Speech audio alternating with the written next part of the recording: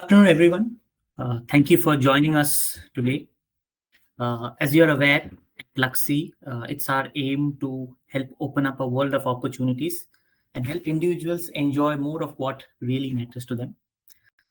In this endeavor, what we started many months back is what we call Pluxee Select. Pluxee Select is a series of webinars where we bring you personalities from different walks of life who come here and share with you insights and bring to you many life-changing secrets and also take a lot of your questions. We are extremely delighted to bring you one more edition of Pluxee Select. Just to bring you the names of some of the personalities who have joined us over the past few months. We've had our badminton champion, Saina Nehwal, come and speak with you. Ashwin Yardi, the CEO of Capgemini India, who spoke about sustainability. And we had recently also Anshu Sharma, co-founder and CEO of Magic Pin, who came and spoke to you on the topic of entrepreneurship. Our guest today is someone who's a real treat to all sports fans who've joined us today, and he also offers a lot of life lessons. Our guest today is a leadership coach, a high performance coach, an author, a speaker, and a professor. That's everything packed into one person. Since 2005, he's delivered over 350 keynote talks, corporate workshops.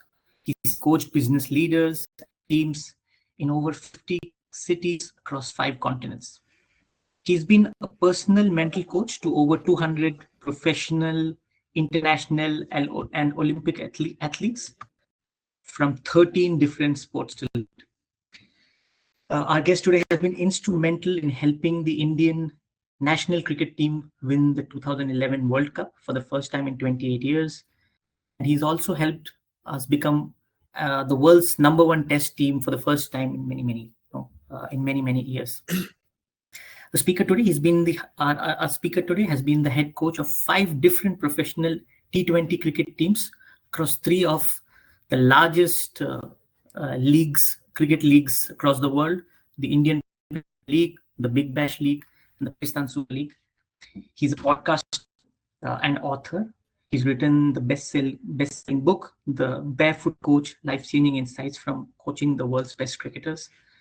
Some of the professional sports teams he's worked with include South African cricket team, the South African rugby team, South African hockey team, the Indian men's cricket team, the Indian men's hockey team. And when we come to cricket, he's been the head coach of teams like the Rajasthan Royals and Delhi Daredevils from the Indian Premier League. In the Australian Bash League, he's guided the Sydney Thunders and worked with Lahore Qalandars when it comes to the Pakistan Super League. These are just a few examples. It's a great honor to bring to you Paddy Upton, our guest today. Paddy, can I have your video? Thank you very much for that introduction. Thank you very much for the invitation to come and join this conversation today, which I really look forward to. And thanks to all of the attendees who've given up their time this afternoon or evening, depending where you are in the world, to come and listen in to this conversation and hopefully ask some questions and have some of those questions answered. Thank you, Paddy. It's a great honor to have you again with us. So for everyone who's attending this, if you have any questions, please feel free to add it to the chat section. Initially, I would just ask a few questions on your behalf that we've been getting through all the promotions that we've been doing on social media to Paddy, and then we can open it up for all of you to ask further questions. So Paddy, my first question is, you have a lot of life insights to offer. So as a starter, if you can help us, with the top few things that young people, millennials, Gen Z, but even individuals like us can help, can prioritize to make their life more effective. Yeah, I mean, Arish, I think that's it's a very relevant question. As you said, not just to the younger folk, but to everybody today. As the world has got busier, more complicated, we're getting more and more information coming to us.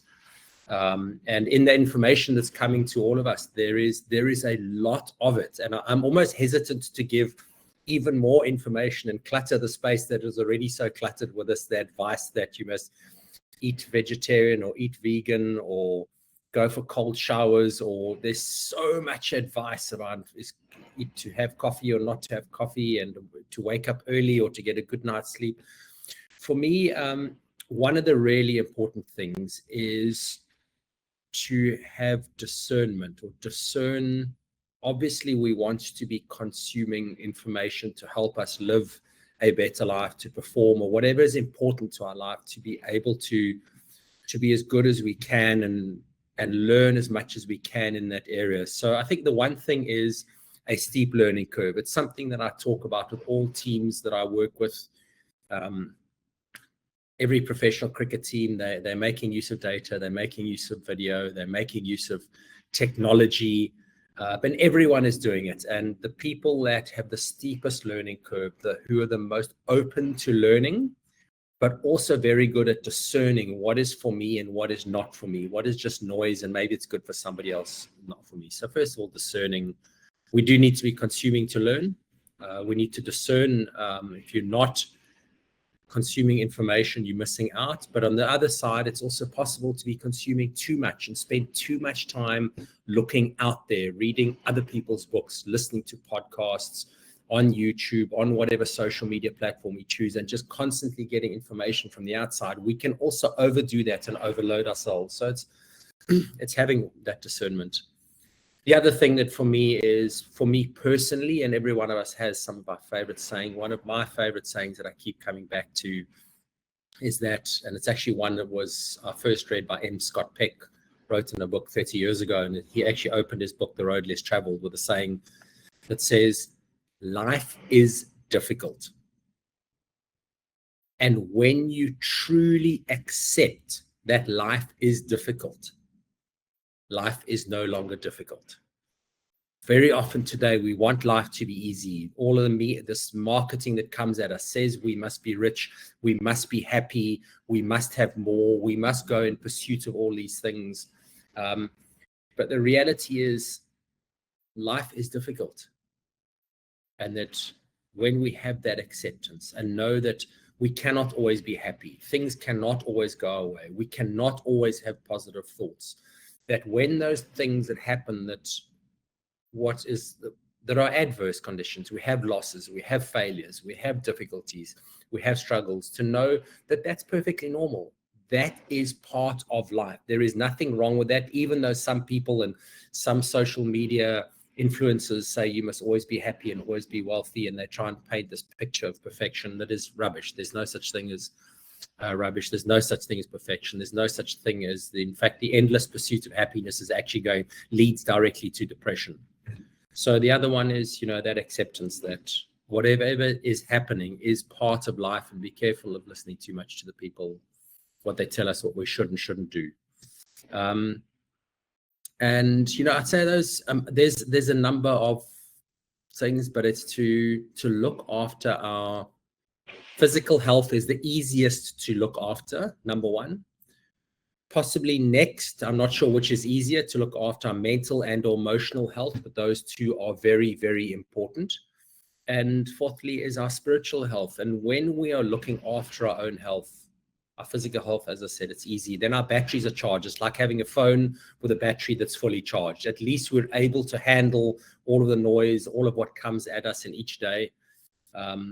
The mental, looking after ourselves mentally to a large degree is just managing our minds. And that's, I think we're going to talk a lot about that today, managing our emotions. And when we're in a good space, it equips us to be able to face with life's challenges, life's difficulties, life's opportunities. Just like a tree would grow its roots, the deeper a tree's roots are, the more it can withstand things, or the deeper a building's foundations are. I think it's the same with us as humans. Our foundations are laid by being in a good space, building ourselves from the inside first. That enables us to go out into the world and be the best version of ourselves. And those are just some of the things that come to me, and obviously the list is exhaustive. Thanks, Paddy. Already, I think a lot of deep insights. Every time I hear you, there's something new that I can take away from that. Just for the sake of all the wide spectrum of people who've joined us today, just to mix and match, probably I'll just quickly ask you a question on IPA, because that's what's going on today. And Sure. extensive exposure now to this format of the cricket and to this league. So how do you think, the IPL has been fueling the growth of cricket in India, and how has it been contributing to this entire talent management of Indian cricket? Yeah, Harish, there are so many different ways or avenues or channels that the IPL is really contributing to significant growth. The obvious one is the fact that it is bringing so much money into the sport. Hopefully that money can be channeled and distributed to the various states, to setting up academies, to setting up pipelines, to be able to create an infrastructure or a pipeline within each of the states and within the whole of India as a nation to be able to give more opportunity to produce cricketers. So that's, one huge advantage, because cricket is a sport that does require large fields to prepare turf wickets, to prepare turf nets. It takes time, it takes money. So there's a wonderful opportunity that is presented there. From a player's perspective, I think the significant thing is it's given 8 teams of young Indian players, and there's sort of at least 7. Many of the teams have got 8 Indian players, and you times that by 8, that's 64 players who are given exposure to be able to play in front of huge crowds, in front of full television capacity, broadcast to hundreds of millions of people.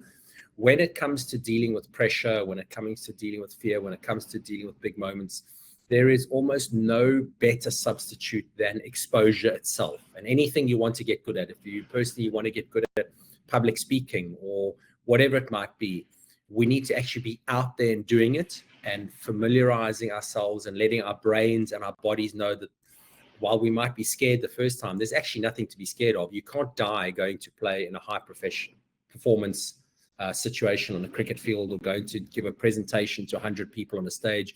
You might be terrified, but it's an unnecessary terror and fear, because there is actually nothing to fear. You can't die by walking onto stage to talk to someone. Yes, you can make a mess, and you suffer the potential for an ego death by looking bad in front of people.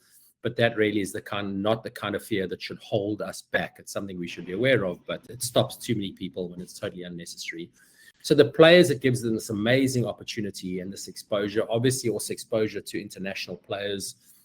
There's players in the RCB team who get to share a change room with Virat Kohli, who are not in the Indian national team. That's an amazing opportunity. Or, in every team, there's some really experienced superstars, and there's opportunity for young Indian players to be able to be at practice, be in team meetings, hear them talk. And the other thing then is support staff. Because each of these franchises is a massive business on its own, it's created opportunities. Each of those 8 franchises have a huge social media team. So theirs creates opportunity to get involved in social media into cricket. Each of those teams has management, has physios, has trainers, has analysts. So there's a massive opportunities in the backroom staff for people who want to get involved in the game, where if you take pre-IPL and you wanted to get involved in professional cricket, there was only 1 or 2 analyst positions with a national team. There was maybe 1 social media position. There was 1 manager position, 1 physiotherapist position. Now there are just so many more of those positions available. So, and the list goes on. Obviously, for the fans, it's incredible, the quality of cricket that gets brought to us, and we spend the IPL time watching a whole lot of cricket. And I feel sorry for people who are studying for exams or have got important deadlines to meet, and also cricket fans. It puts a whole lot of pressure on us to be able to satisfy our hunger for cricket and our need to do whatever we need to do as well. So it's just a wonderful opportunity for growth of the game in every aspect of it. And I probably missed 1 or 2 important aspects where there's other significant advantages. I think you already brought up a few very interesting things. We are too focused on the players, but of course the support staff and all the people that are working in the background, like the social media teams. Of course, that's a very interesting and very, very deep insight on all these other professionals who are also being developed and creating a larger pool. Moving on to something from a more personal question, Paddy. I already see a few questions, and you are, I think, addressing a few of the questions that already our audiences are asking. But moving on to something fresh on the personal level, I had the opportunity of meeting you earlier this year. You had at Pluxee, and I see how you keep very fit. So all your personal travel and the list goes on. You're supporting many athletes across the globe with all your international travel and your personal life, etc. How do you manage to do that? And what are some tips that we can take away from you on that?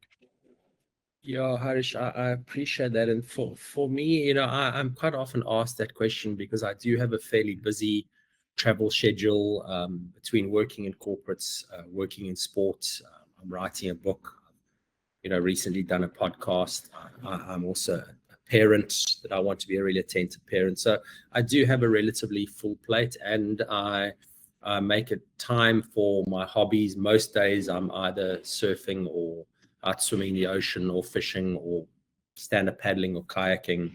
So for me, it's number one, I really have maintained that being busy is not an accomplishment. It's not a badge of honor. Many people wear their busyness as a badge of honor, or they look at busy people and think, well, they're obviously really important and they're in demand. They've got important things to do.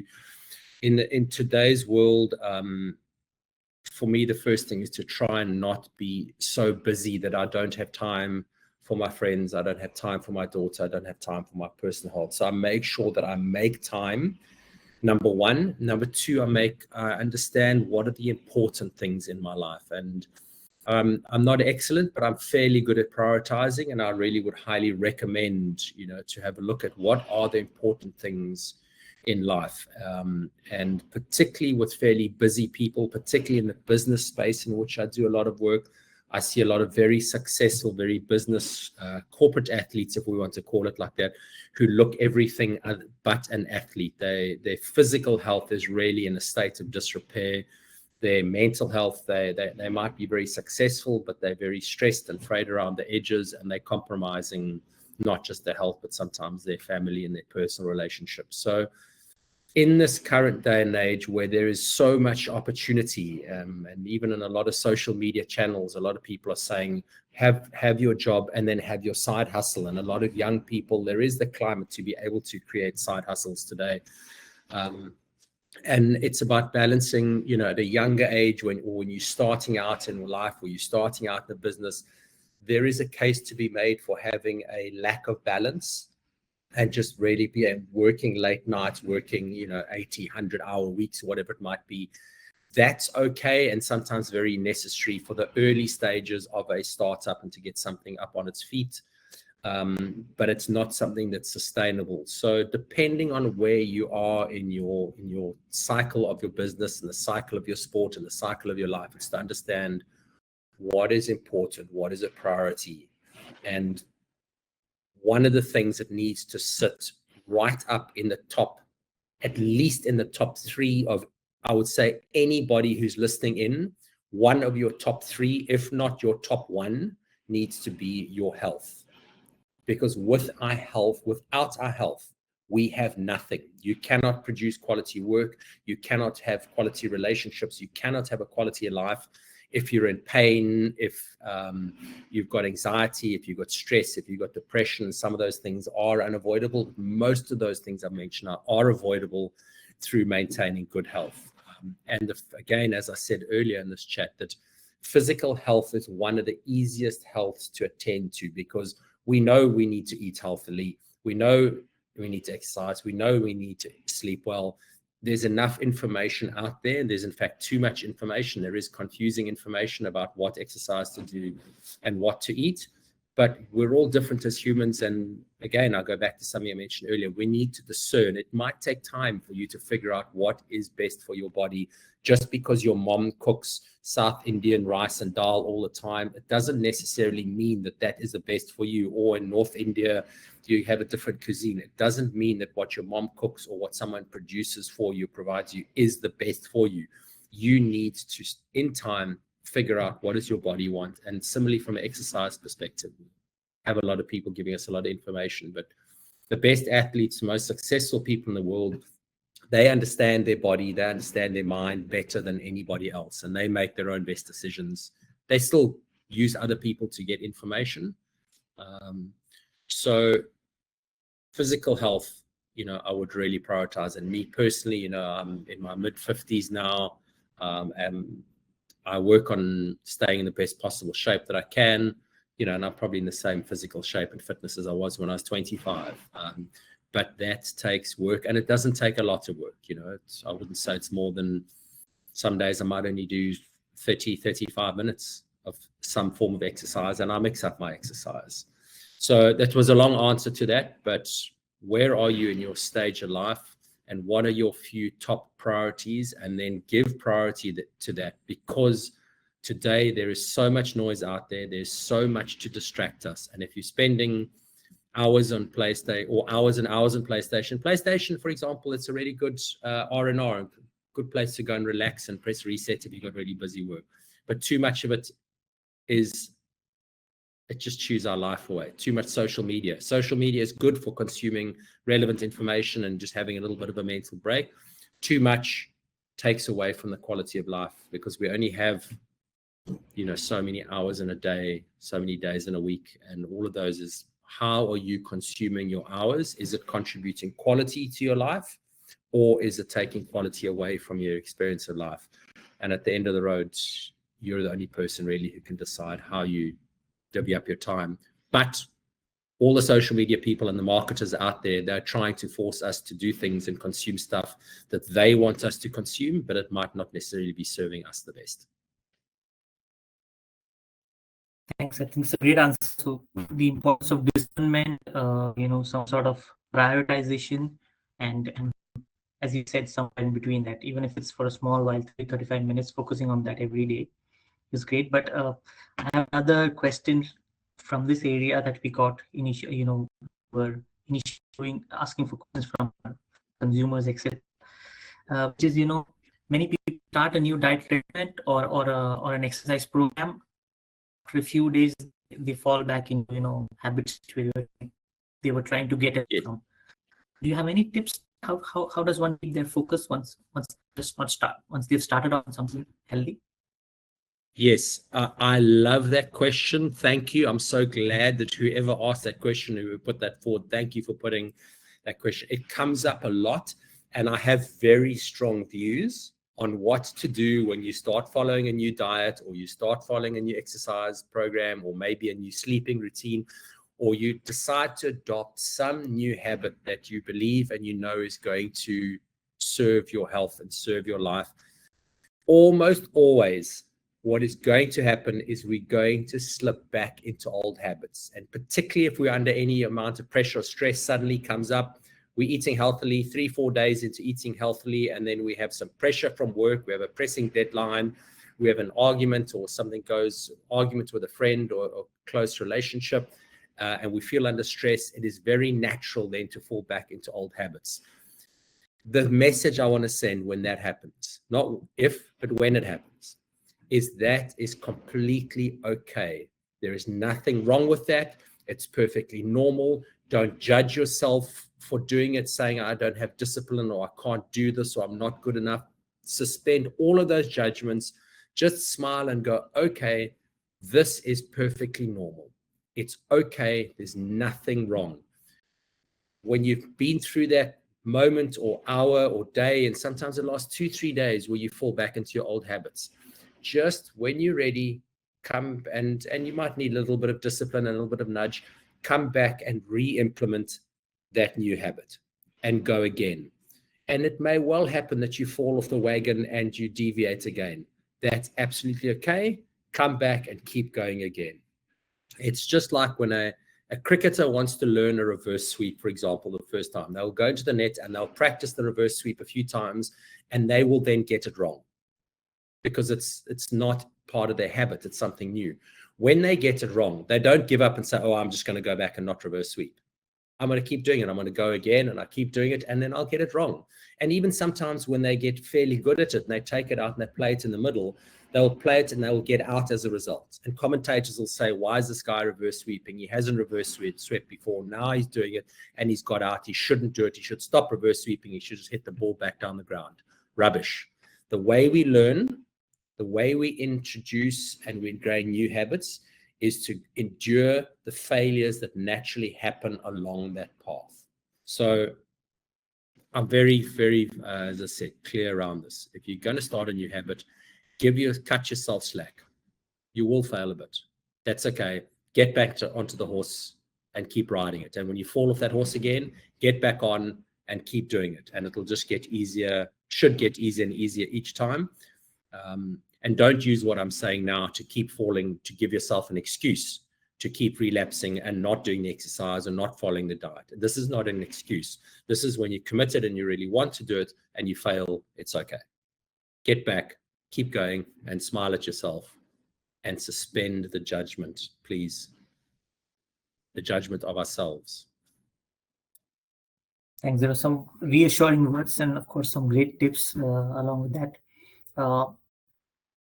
You speak a lot about, playing to your strengths, etc., as an important factor to success or on the road to success. How does do you have any tips on how one can do this and how one can benefit from playing to their strengths? Well, I think that the first thing is let's understand the concept of playing to strengths, and it's something many of us have heard. The reality around strengths is every single one of us was born with some natural talents or natural gifts. And these are talents around our personality or our character, as well as talents or gifts around our physical skill. It might be some people are born with a skill for fast bowling. Some people are born with a skill for batting. Some people are born with a skill for mathematics and it enables them to become a good accountants, or musicians or creatives. There's a number of different talents out there in the world today, and it's the reality around strengths is, number one, we all have them, and very few people are born great sprinters and long distance runners, or great spin bowlers and fast bowlers, or great bowlers and batsmen, although there are some in the game. So it's to, number one, know that you've got strengths and find them. The reason it's so important is that almost all of our successes, and every one of the attendees listening today, most of your highest successes in your life would have come as a result of you naturally playing to your strengths, because that's when we're at our best. And most of our successes going forward in life are almost always going to come from when we are playing to our natural born strengths. So they create success. The nice thing about playing to strengths, because they're wired into us, they come very naturally. It's very easy to play to strengths. For example, for me, I'm not very good at admin. I can do my admin and my bookkeeping or whatever it might be. I can do it really well, but I'm exhausted after 3-4 hours of doing that, and my brain's gone, my body's gone, and I need to rest. I love creating. I can write content. I can write a book for 8 hours, and I'm still really energized at the end of it. So when we play to strengths, number one, it's our most powerful tool for our greatest success. It's our easiest tool to use, and it energizes us. So there is no greater performance tool that we have most accessible to us than our natural born strengths.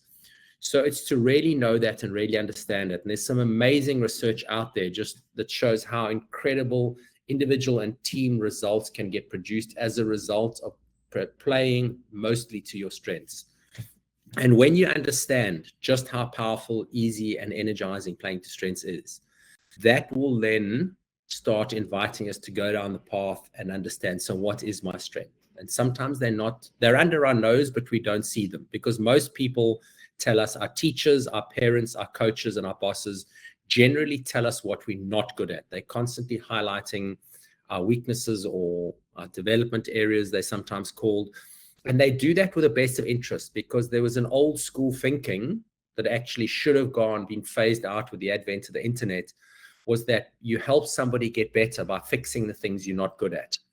You don't get better. You don't become excellent by fixing your mistakes. Fixing your mistakes, all that happens then, or you're fixing your weaknesses, is you just end up not failing in that area. But you don't end up achieving maximal success. The maximal success comes from playing to your strengths. That's why MS Dhoni doesn't open the batting. A lot of people would love to see him opening the batting in T20 cricket because it would be great to watch him for 18 overs rather than just watch him for 9 balls. But MS Dhoni knows his area of greatest strength is his mental capability to be able to deal with the high pressure of needing to hit some clutch 4s and 6s at the end. And he's got the physical ability to be able to deal with his mental ability to deal with that really high pressure situation and transfer the pressure onto the bowler. So Dhoni, the reason we only see him batting for 7, 9, 11 balls is because he's clear and he sticks to playing to the area where he adds the most value and where his greatest strengths lie. So find your strengths, play to them, and I can't give you any easier or better advice towards having a significant step in the direction of success than find your strengths, get even better, spend more time working on your strengths and getting better at your strengths, much more time than you do fixing any weakness or development area or something you're not quite good at. In fact, ideally, and something you're really not good at, like for example with me, admin, ideal is to actually give it to somebody else to do so I can focus on what I'm good at. Thanks a lot. It was a great answer, and you also answered a question from Santosh. I think he was asking about MS Dhoni and what sets him apart. I think you kind of touched upon that through this answer. Question to you, Paddy, is on the area of pressure management. There is a lot of pressure, performance pressure these days, as you said, with all the literature that goes around. Probably it's a way of people are using to deal with the pressure, but I think in a lot of ways the social media it also adds to the pressure one feels. Athletes, of course, no one feels it more than them. They are under pressure all the time. Any tips on how one can deal with this constant feeling of pressure that's coming from all around?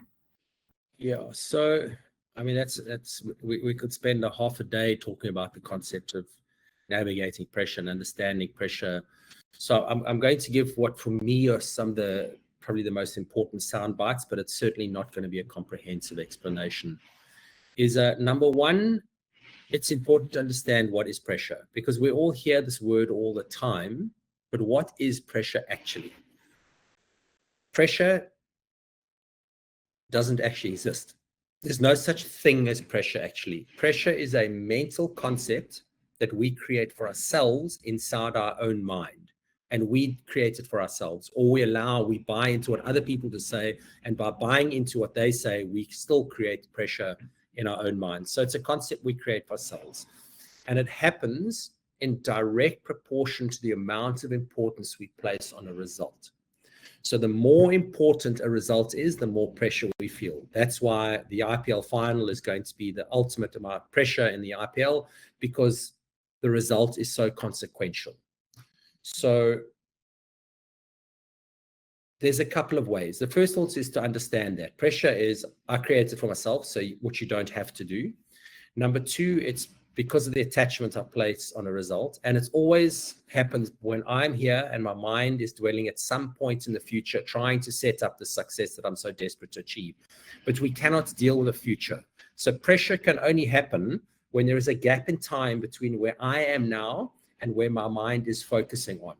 When what's happening right now, and I'm focusing on it and I'm fully present, there can be no experience of pressure. Pressure cannot exist if our mind is focused in the present moment. It can only exist if our mind is stuck in the future and I'm here now. So there's that gap in time is the other important part.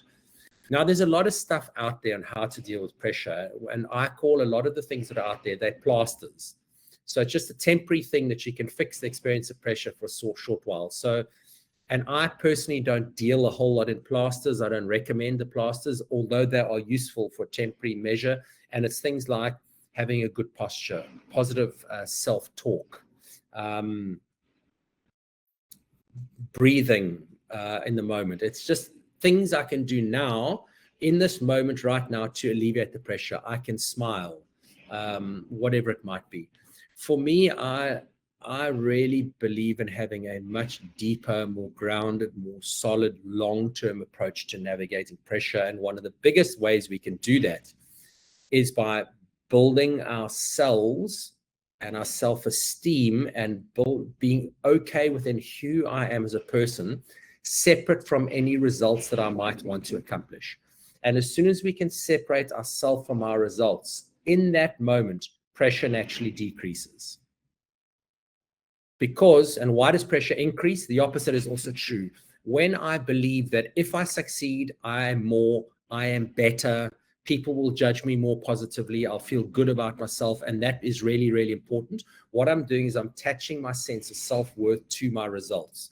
And the more I'm attached to my results, the more important it is to do well, because we want to feel good about ourselves and we want people to judge us positively and to say nice things. And when that happens, then pressure will increase to its maximum volume, because I have attached my self-worth to my results. So how do we, in the long term, be able to navigate pressure? It's to separate myself from my results, to build who I am, build my character, build my values, know what's important for me, know that the people who love me will love me whether I succeed or fail. They will still love me the same. Yes, my fans who are out there, they will love me when I do well and they'll criticize me when I do badly. But I cannot be attached to my fans' attachment to my results. It will naturally go up and down. So building self-esteem is one of the most powerful ways to avoid, or certainly turn down, the volume on most pressure. Know that I'm okay, regardless of whether I do well or badly, because the reality of life, of business, of relationships, of sports, is that there will be good days and bad days. And I must remain unaffected through the good days. It doesn't mean I'm great. And I must remain equally unaffected through the bad days. It doesn't mean I'm bad. It just means today's a bad day. So that's probably one of the biggest ways to navigate pressure. And the other way to really, and I sort of touched on it earlier, is to manage pressure is through exposure. So whatever the thing is that you are worried about, the more you can expose yourself to that, the more you will come to realize, be more comfortable with that pressure environment. So for example, that is why Chennai Super Kings and Mumbai Indians do reach the final so many times and do well in the final so many times. Both of those teams, Mumbai and a number of IPLs, have come from behind during their playoffs. Now we've seen Chennai Super Kings really come, we've seen RCB come from behind. Even another, probably an even better example is, why do the Australian cricket team win so many finals? The reason they're able to win finals now is not because they are better at managing the pressure of finals. They do it because they're just so much more used to, they have so much more experience of being in finals, and they realize that finals, it's a very, very important cricket match. But at the end of the road, it's still 20 overs versus 20 overs, or 50 overs versus 50 overs. It's still a piece of willow against a kookaburra. It's still 11 versus 11. And they're able to not turn the volume of pressure up so much compared to a team who makes a final for the first time. And they're so excited and they feel so much pressure because it's so important to win the game. And that's the kind of thing that actually stops people performing. So just, maybe to summarize, is understand what pressure is that we created for ourselves. Build yourself, your self-esteem, your character, who you are as a person, and keep separating that from results. Don't attach your sense of self-worth to results. And then get as much of exposure to whatever the thing is that you're afraid of, as long as it's not genuinely life-threatening. Put yourself in that situation. The more times you put yourself in that situation, the better you will get at managing that situation.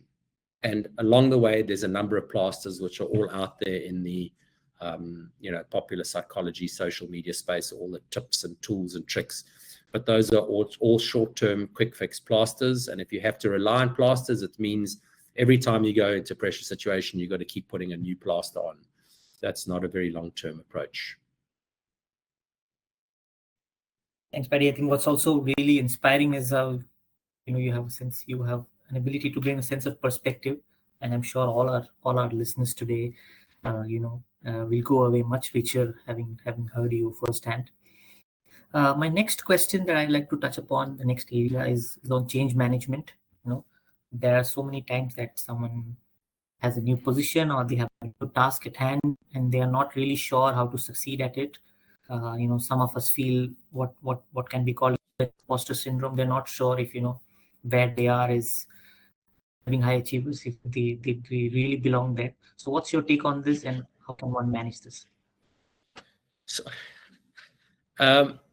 again, it's I love that question, and I'll answer it in part with a story. Is I was sitting 2 years ago next to a fairly well-known gentleman to this audience by the name of Rahul Dravid, who has scored a lot of runs. He is probably one of the most diligent preparers as a player, as a coach I've ever come across in the world when it comes to the concept of studying the whole book for the exam. In other words, being unbelievably well prepared, whether it was for as a batsman, whether it was for his role for a period of time as a team mentor in IPL, and now as a head coach. There's nobody who prepares better, who's probably more equipped and more knowledgeable and more experienced almost in the world than Rahul Dravid to be coaching a cricket team as he is now. And I was sitting with him 2 years ago in the lead up to the T20 World Cup that we played in Australia. And we were having a conversation, and Rahul was saying that sometimes he wonders if he knows enough and if he's qualified enough to be coaching the Indian national cricket team. And that sometimes he feels that he doesn't deserve to be in that position and really feels like an imposter. So if someone like Rahul Dravid, who's unbelievably prepared and knowledgeable and the best person probably in the world for the current job, that's why he's got it, can feel imposter syndrome, what I want to say to every one of you is it's perfectly normal and okay. In fact, I would say if you rise to a new position or you moved into a new role or there's a new set of circumstances that you haven't faced before that you're needing to navigate, if you don't feel some version of doubt or not quite sure or uncertainty or some version of imposter syndrome, then you're clearly not paying attention. It's perfectly normal. I still feel imposter syndrome so often when I move into roles and I step into roles that I've been doing for 20 years. It suggests, number one, a level of humility, I believe, that we know we don't know all the answers. So there's a part of our brains that go, well, you're supposed to know the answers. And if you don't know the answers, then maybe you're an imposter in this environment. So there's a level of humility to it. And what I would say to people is, apart from number one, imposter syndrome is perfectly normal. If you don't have it, you're probably not paying attention or you're not stretching yourself enough. There is nothing wrong with it. But the other thing I'd really say is to not buy into it, because part of the voice of imposter syndrome is you're not good enough. I don't know. I don't deserve this. I'm out of my depth. I'm unclear.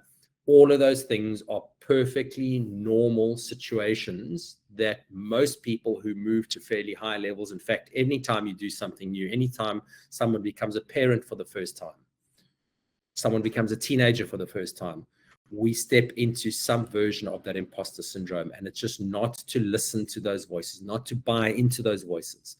We don't want to deny them and push them away and think that we are a know-it-all, because that leads to arrogance. We also don't want to buy into them and believe the fact that I'm not good enough, I can't do this, I don't deserve this. If we start believing that, then we really start undermining our own confidence, and then we set ourselves up to actually fail. So it's having a middle ground. Imposter syndrome is perfectly normal. It means you're doing new and interesting stuff and you're stretching yourself. Keep going with an open mind, hungry to learn, and a humility to be able to learn, and to be able to say to someone when they ask you a question, particularly in a leadership position, a coaching position, to be able to comfortable enough to say, I don't know. However, it doesn't mean that I can't find the answer. I will go and find the best possible answer and let me get back to you. And personally, I'll give you an example. When I was head coach of cricket teams, and I coached some cricketers who were significantly more experienced and not, well, it was easy to be more experienced than me in cricket because I didn't play many first-class games. But there were players who were much more knowledgeable than myself. And when they would ask me a question because they didn't know the answer, I never put pressure on myself to know the answer. If I didn't know the answer, I'd say to them, that's a great question. Let's go and figure out how we can find the best possible answer for you. I might not have it, but I can definitely help you find it.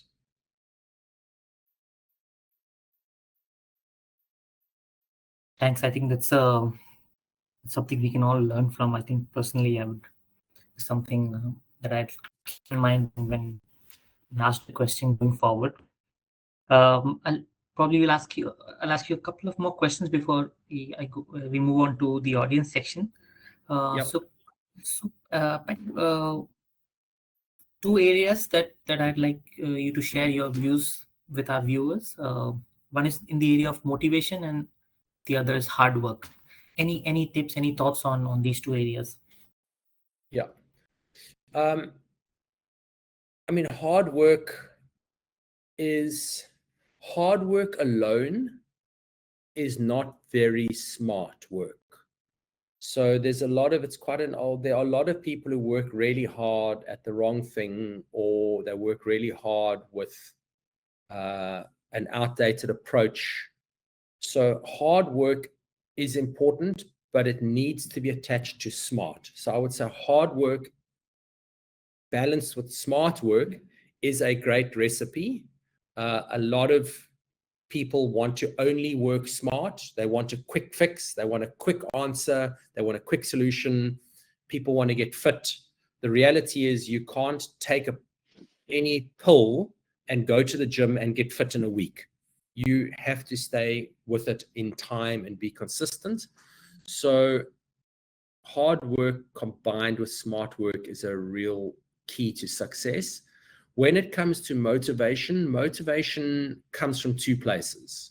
You have external motivation, which is I'm motivated to earn money or to get a reward or to get recognition or to get a promotion or to get selected for a team. There is external motivation. That's useful, and it's to find an external motivation, but it's probably more short term, and that is going to change, and it's useful. But at the same time, we also want to have a source of internal motivation, and that's sometimes more difficult, particularly for younger people, to go, why do I actually want to do this? And it's to find out in what way is this important to me, important to my life? In what way does this line up with my value systems or my ethics, or maybe even my purpose in life, or with my natural talents, with my character, to understand. And when we can plug into why is this important for me, and we can find the motivation that comes from within, that's a much more powerful, much more sustainable motivation over time. So, but the reality is sometimes we might not have motivation. We might not be motivated to do something. I'm just thinking, you know, I'm watching now my own daughter's busy studying for her matric exams, for her final year school exams. And she's not motivated. She's not inspired to do it, but she knows that she just needs to do it anyway. And that's the conversation we're having. It's okay if you're not motivated. It's okay if you don't want to do it, but this is just one of those things that you've got to do. So it's not always that we can be driven by motivation. Sometimes we just need to be driven by self-discipline, or a sense of this needs to happen for a short period of time. I'm going to put my head down and I'm going to work hard, but please don't just work hard without having the smarts attached to it. That can end up being not a good use of time, and it ends up becoming very, very stressful. And this consequence of long periods of hard work and stresses, this consequence mentally, emotionally, physically on us. Thanks a lot. I think, as I keep saying, what's truly enriching for me is all these perspectives, that you're bringing, including this last one, which again I'm going to remember, that sometimes might not be clear, about how you can motivate yourselves, but something needs to be done in the short term. So it makes sense at that point to just put your head down and get it done. A final question that I have, and I'm hoping all of these insights are as enriching for everyone on this webinar. Final question that I have before we move to the audience, Paddy, is on failure. There are times when you're doing really well, and an example that we had recently is the Indian cricket team doing really well in the Cricket World Cup. For many games in a row they were winning, and suddenly the final they found themselves on the losing end. So how does one deal with that? How does one deal with failure and losing sometimes when it's heartbreaking also? Yeah. Again, I have an answer, and it's a topic that we could discuss at great length. So for me, the first thing around failure is, and I use this with myself and with all the teams that I coach, is first, let's get a healthy perspective on failure. That's because there's a lot of people out there. There's a lot of people, even on really influential people with a lot of followers in social media, who talk about, failure as having some bad connotation. There's two types of failure. There's failure in the result, and there's failure in trying to get the possible result. So it's failure in effort and failure in outcome.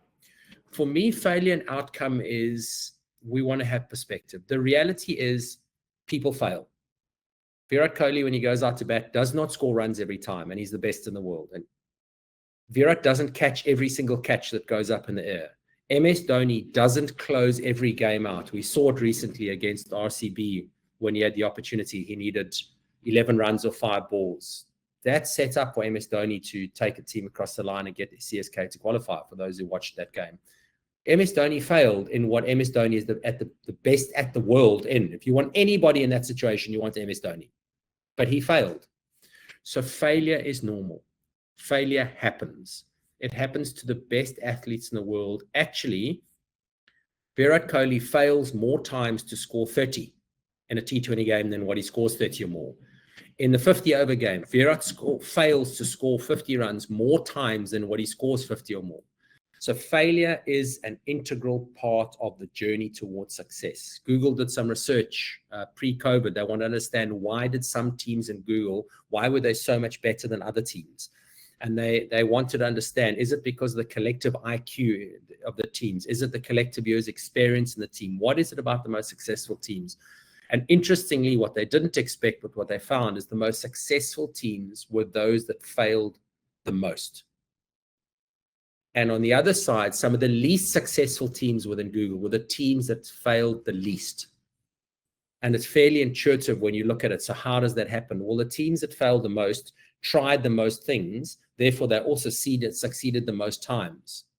The teams that failed the least, they tried new things the least amount of times. So they had very few failures, but they also had very few successes. And many areas of life today is not about avoiding failure. It's about succeeding. So we need to be taking risks in order to succeed. There are some areas, and I must say this, where you don't take risks. Someone who is free soloing or free climbing up a cliff face, risks, you don't take risks to succeed there. Sometimes, there's some places, there's some financial situations that we're in, we shouldn't be risking our money. But there's some places where you can risk.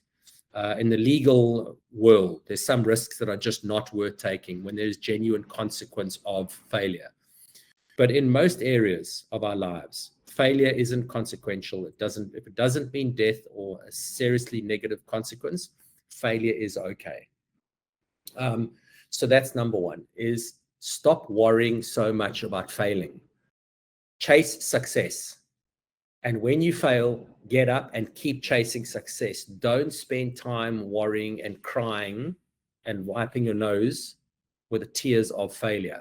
That is perfectly normal. And when we have a healthy relationship with failure, it becomes quite easy to not worry about failing, but rather worry about chasing success. And those are two different mindsets. If a batsman goes out to bat and he's worried about losing his wicket, he's unlikely to score runs. He might stay at the crease a long time and cause his team to lose as a result of a low strike rate. But not losing your wicket is not success in cricket.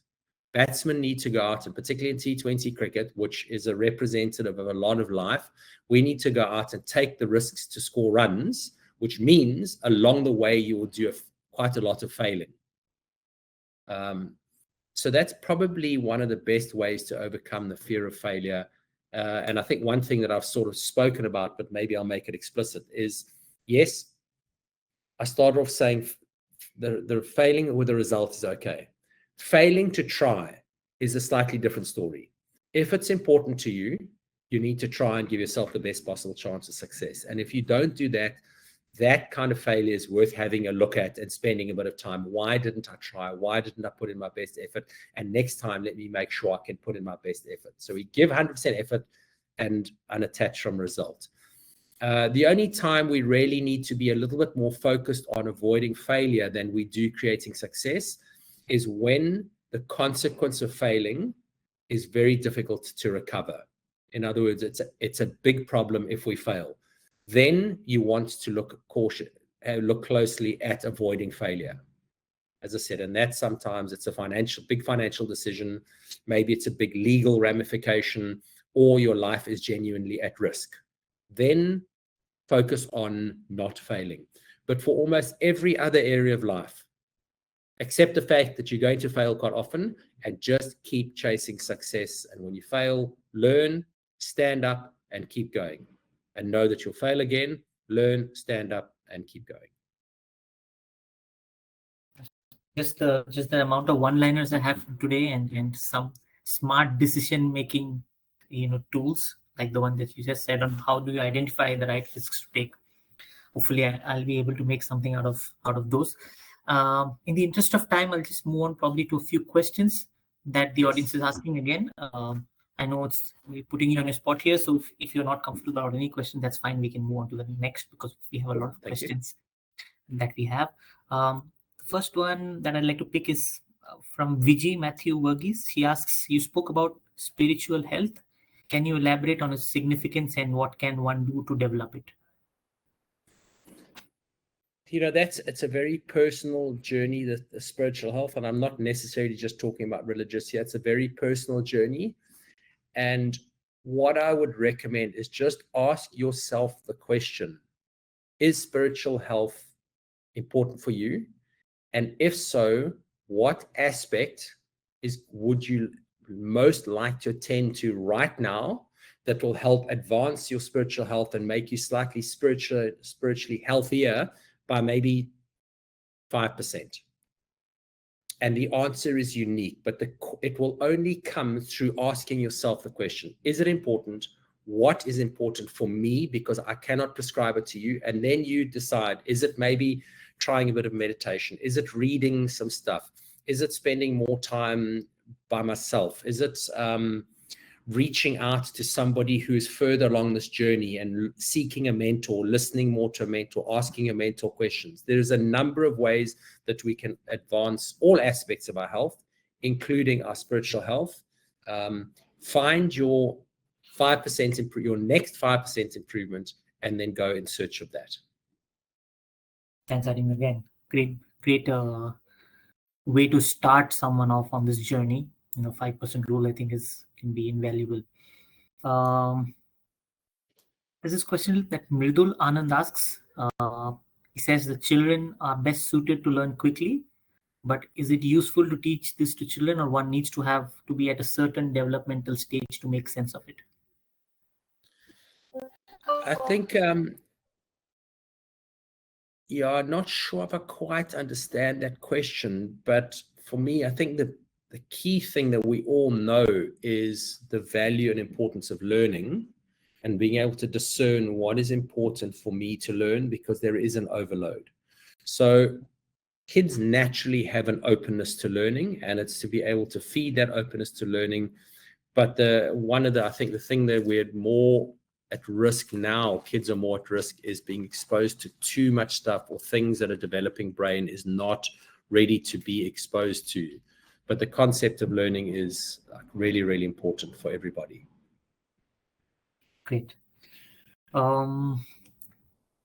Akshay, can I just pick one question here that I've sort of noticed I keep coming back to? I think it's by Sheetal, is what is the best way to multitask? What is the best time management tip you would give? And on that, it has been proven in research that the human brain cannot multitask. We can only attend to one thing at a time. So the best tip I would give is don't try and multitask. If you do have multiple tasks to do, step back and give yourself some time to allocate some time to planning and prioritizing. So if you got 5 tasks, step back and go, make a list of the 5 tasks, then go, okay, which is priority? And then focus on doing one task at a time, even if it's only 2 or 3 or 5 minutes on that task, but focus fully on doing that one piece of that task, then have a clear end and then shift to the next task. But don't try and keep them all like a juggler, keeping those balls in the air. It's just our brain is not wired to be able to do that. Make a plan, prioritize, and then attend to one at a time. And know that if you do a to-do list, and I know a lot of people come up with a task list or a do list, just know that you will die with your task list will still be fairly full, and you'll go to bed every night. So don't even bother to try and put the pressure on yourself to finish your to-do list. Just do what's important and let the other things, you just leave them there. And if they've been there for a couple of days or a couple of weeks, actually just drop them off and throw them out, because, as I said, we'll all die with our to-do list still fairly full. Thanks, Paddy. Akshay Patil asks, it's the longest question, but I'm just going to come to the part where he's asking the question. It says, can you please help explain the importance of visualization in achieving goals? And if you have any examples from that, you'd like to know about that. So visualization is spoken about a lot as a mental tool, which is really about, before the time, visualizing various aspects of the performance, visualizing yourself succeeding. For me, I would say, rule of thumb, there's about 1/3 of the world's population that visualization will really, really work well for you. There's 1/3 of the world's population about that it will work sometimes and sometimes not, or it works okay and not okay. And there's 1/3 of the people that visualization is difficult, it's an effort, and it doesn't actually work, and maybe it even causes stress because you're not able to visualize really well. So it's understanding, does visualization work for you? And the reality is, most adults, if we're in that 1/3 that visualization works for us, we actually naturally do it all the time anyway, because it's a natural brain style. We think things through. So my advice would be, go onto Google and look at one decent explanation of what is visualization, what are some ways to visualize, and then whatever your natural preference is, use that to help yourself improve. Again, I'm very big on this, somewhere in the region of 2, 3, 4, 5% improvement. Find where can you use visualization and just 5% more smartly or better than what you've used it before. And again, if it doesn't work for you, if you've tried it, try it again, but it doesn't work equally well for all people, because it does relate to a natural brain style, and there are some people it doesn't work for, so don't do it. Great. There's a question from Ashok Prabhu. Again, it's I think we might partly know the answer, but again, it's always great to hear your perspective on these things. He says there is a batting coach, fielding coach, there is a panel of selectors in cricket. If there is finally success or failure, who's accountable? He also clarifies why he's asking the question. He says that, in club football, you have a head coach or a manager who comes in with his own set of coaches and is also responsible for selecting the team. So in that scenario, that person can be held more holistically responsible. But in a game like cricket, where the responsibilities are siloed, I think, and this applies also in some ways to the corporate world, who does, with whom does the buck stop in terms of success or failure? So that's a great question, and there's very different, as you already highlighted, there are very different circumstances. In some organizations, the leader brings their whole team, then accountability rarely sits with that leader. In other environments, you get a CEO or a coach in, and there's an existing support staff. Then it's a bit more difficult to assign full accountability to the leader if they weren't in charge of really assembling their own team. I see this slightly differently. Is number one, whoever makes the significant decisions about who the people are in those key leadership positions, that's where the accountability sits. So in the example of the team where coach arrives and he brings all their own support staff, accountability then sits with that leader. In another organization where they appoint a CEO or a coach and the existing staff already there, then accountability sits above that head coach, with a person who is allowed a system or put a system in place where a leader doesn't have much say over the people reporting to them.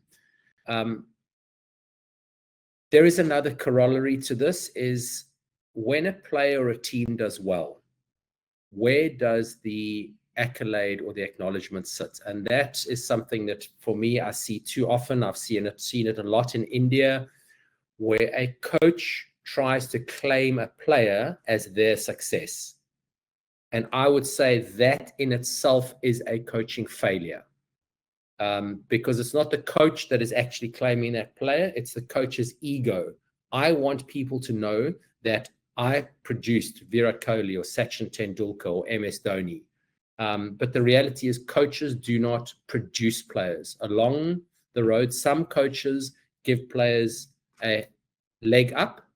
They give them a contribution. They contribute a little bit to the advancement of their journey. There's some other coaches that actually retard the player's journey and cause the player to only make it a year later because of the negative influence that the coach had.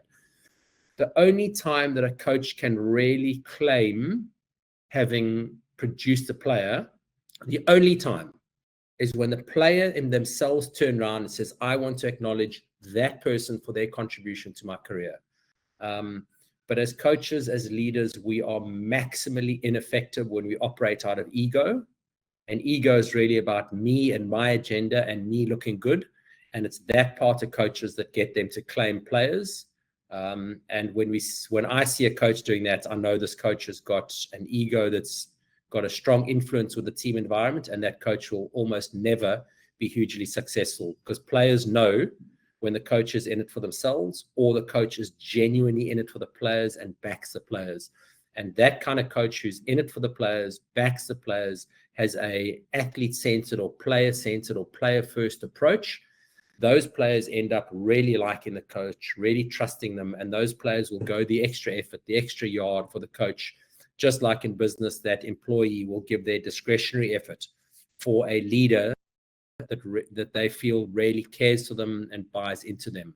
And in order to do that, you need to have, to a fair degree, to have transcended or at least silenced your ego, because ego makes it about us. And leadership is not about us. It's about serving the people that we're charged to serve.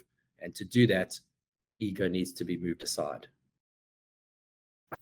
Thanks, Paddy. I'm just going to ask you the last final two questions. One is about asking about his son, but I think there's a leadership question in content this, so I'm not going to name the person, but he says, my son plays cricket at club level. He's 12 years old now, and his coach tells me he's pretty good.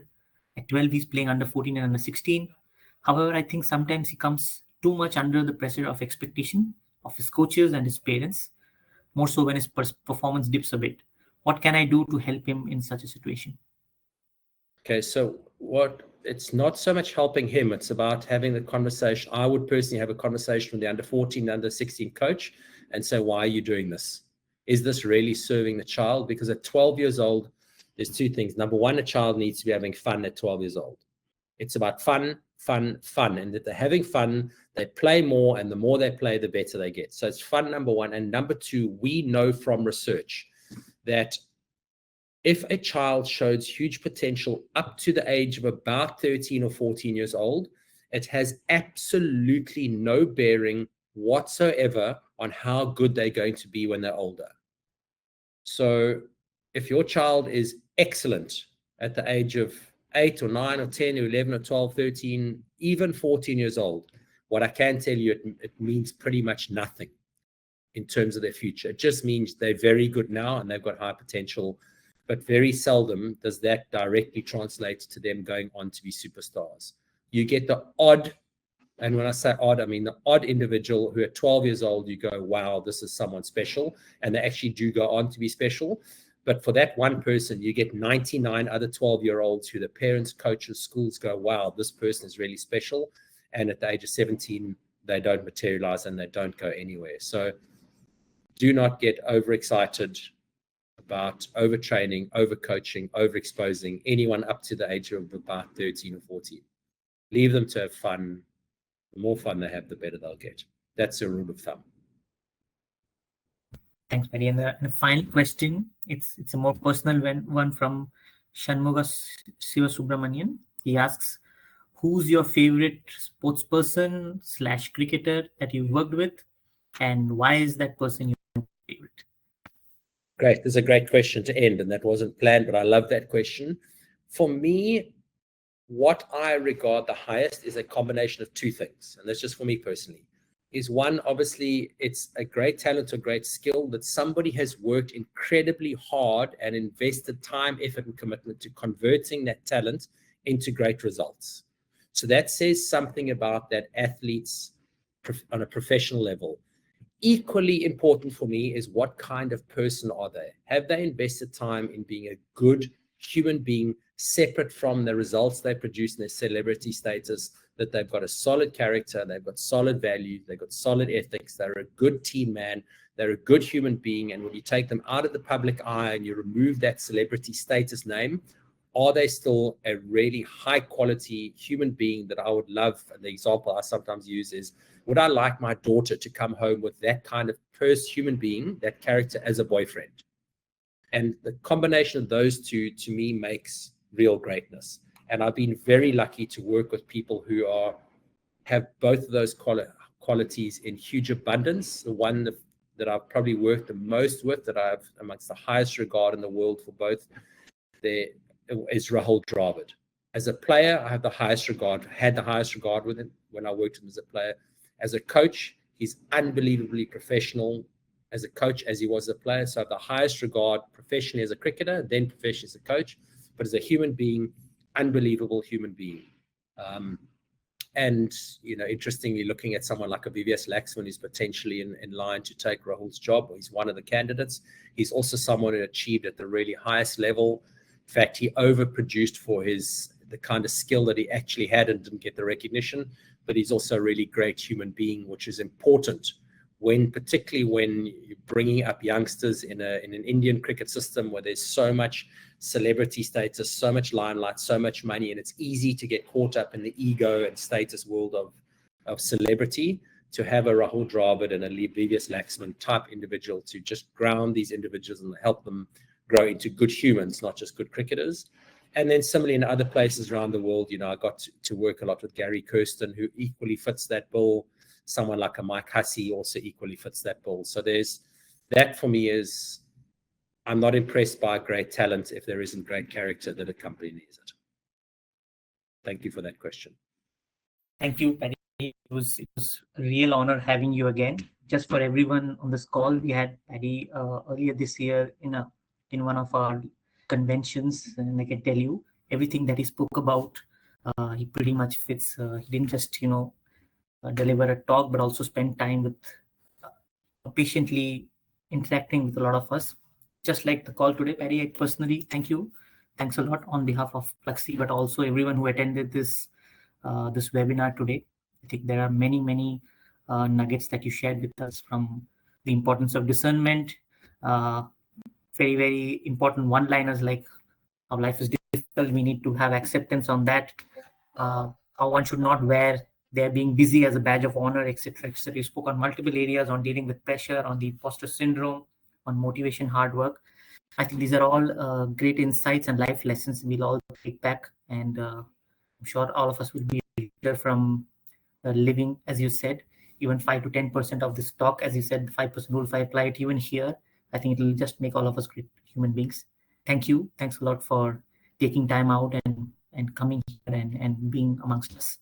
And we're truly honored. Thank you. Thank you very much again for the invitation to be on this session. I really do and appreciate it, and creating this platform and the opportunity to engage. And for the attendees, again, thank you so much for being on the call. I see that I've had a read of all of your questions. So for those who did write questions, in fact, there's 61 questions I see. Thank you very much for those questions. I'm sorry we didn't get to answer most of them. There's some unbelievable questions there. So thank you for them. And yeah, let's keep learning. Let's keep on this journey. And while we're learning and growing ourselves, let's keep a lookout for other people who also need our support, our caring, and our love as we go on this journey of life. Thank you. Thank you, Paddy. Thank you, everyone, for joining. And until next time and the next edition of Pluxee Select, take care, and we'll see you soon. Thank you.